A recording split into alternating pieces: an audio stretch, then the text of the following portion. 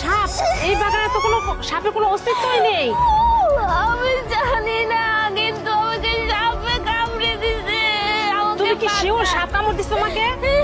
আমাকে বাঁচান। আচ্ছা শোনো শোনো, তুমি অস্থির হও না, তুমি মাথা ঠান্ডা করো, আমি দেখতেছি কি করা যায়, ঠিক আছে? হ্যাঁ তুমি ঠান্ডা থাকো।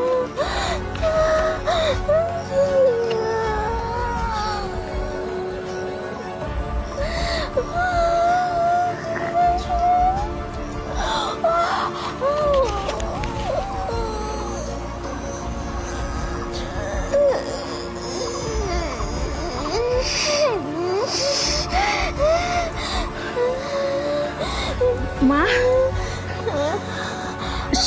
কেমন লাগতেছে তোমার এখন? আমি তো তোমার বিষ বের করে দিছি। এখন তোর ব্যথা করতেছে না?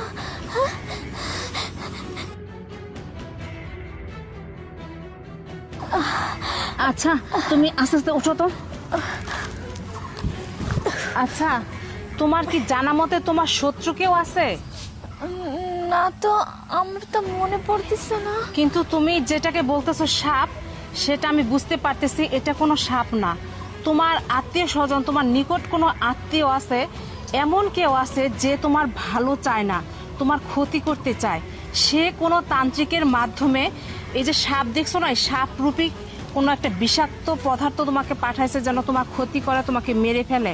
কিন্তু যাই হোক, আমি সঠিক সময় চলে আসছি, তোমাকে আজকে উদ্ধার করতে পারছি।